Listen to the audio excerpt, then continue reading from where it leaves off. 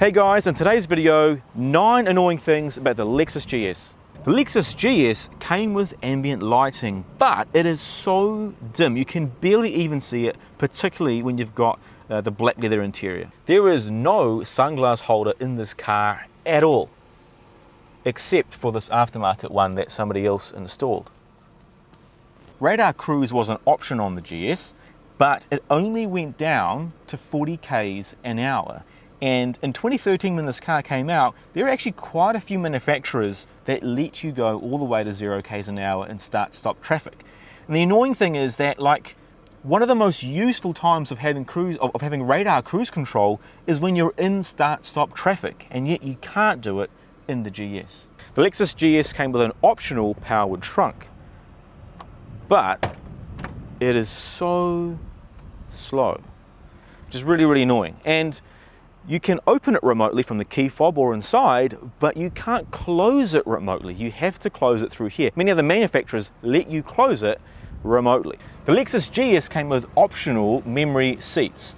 And the annoying thing is that you can't go to a memory seat position unless you are in park. And that even applies to the front passenger as well. And obviously it's a safety related thing, but other manufacturers, what they do is they let you do it if you press and hold the button, so that even if you're on drive, you can still do it. When the IS came out around the same time as the GS, it had these beautiful slick LEDs. Yet on here, the daytime running lights are these big, fat, chunky, very old looking LEDs that are not very bright at all. The HUD comes with 2 different display modes. There's the Eco mode, which you can currently see, and there's also a tachometer. But the dumb thing is that if you go in sport mode, then it turns off the eco meter, right? So why wouldn't it just stay on or turn automatically into the tachometer? The HUD also shows your GPS directions, but it only shows instructions when you're 400 meters away from the next intersection. Most other car manufacturers that have HUDs will always show you your next instruction all the time. And it's kind of annoying because I want to know when I have to turn next. You can get a beautiful large 12-inch infotainment screen. And the way the screen is set up is it's got a larger menu on this side and a smaller menu on the right-hand side. And right now on the large menu, I've got my music, and on the small menu, I've got my climate control. And I can put anything on the small menu onto the big menu and see what happens if I want to make climate control on the big menu.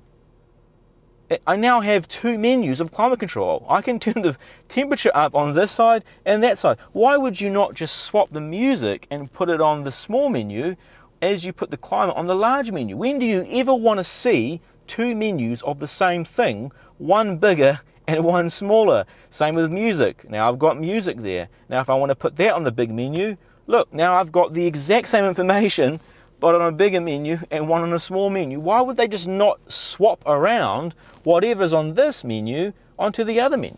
The 2013 Lexus IS came out around the same time as the GS, and yet the IS got the newer generation gauge cluster and the GS has this older generation gauge cluster. There's literally nothing other than just showing you very basic information, and it's pretty sad that even though the IS, which is considered a lower class car, gets a way better gauge cluster than the GS. Now the GS does get a better gauge cluster in 2016, but until that, it had this older style, overly basic gauge cluster. So those are my 9 annoying things about the Lexus GS. Some obviously a bit more serious, some of them are just little annoying things, but if I've missed anything, let me know in the comment section down below.